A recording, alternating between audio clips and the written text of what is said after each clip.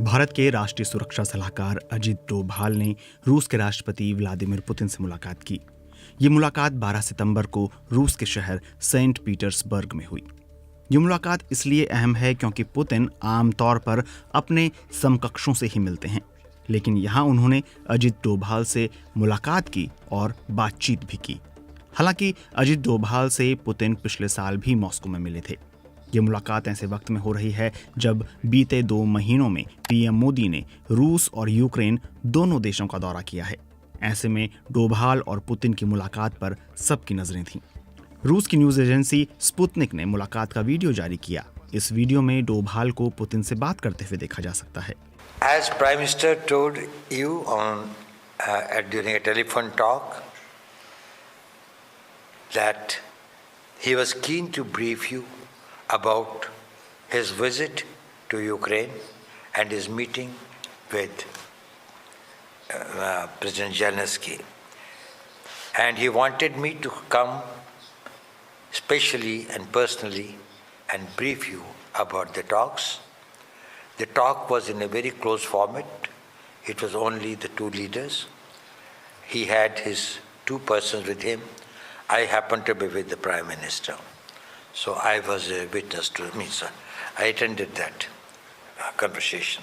वहीं रूस के सरकारी मीडिया RT के मुताबिक पुतिन ने 22 अक्टूबर को रूस के शहर कजान में होने वाले ब्रिक्स शिखर सम्मेलन के दौरान पीएम मोदी के साथ अलग द्विपक्षीय बैठक का प्रस्ताव रखा है। भारत में रूस के दूतावास की ओर से बताया गया कि पुतिन और डोभाल के बीच हुई बातचीत में भारत रूस की सफल साझेदारी पर बात हुई।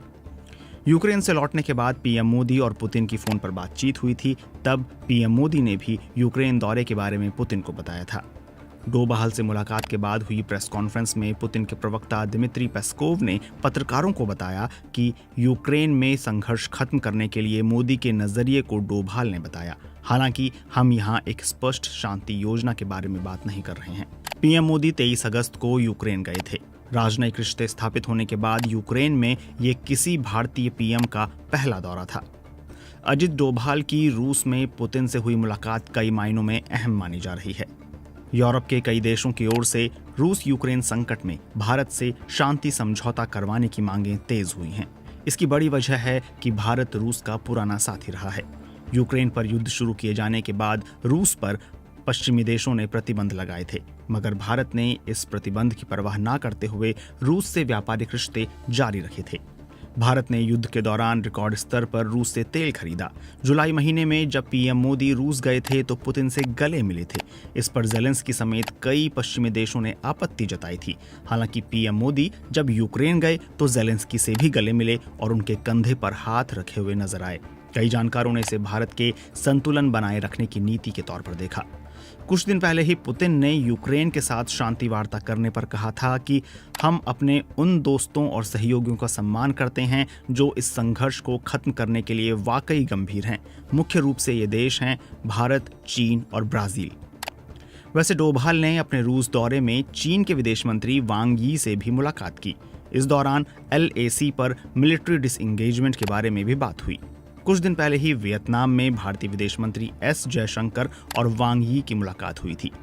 अंग्रेजी अखबार द हिंदू के मुताबिक भारत चीन ने इस बात की पुष्टि नहीं की है, लेकिन वांग और डोभाल की मुलाकात में कजान में चीनी राष्ट्रपति शी जिनपिंग और पीएम मोदी के बीच मुलाकात की संभावनाओं के बारे में बात की गई।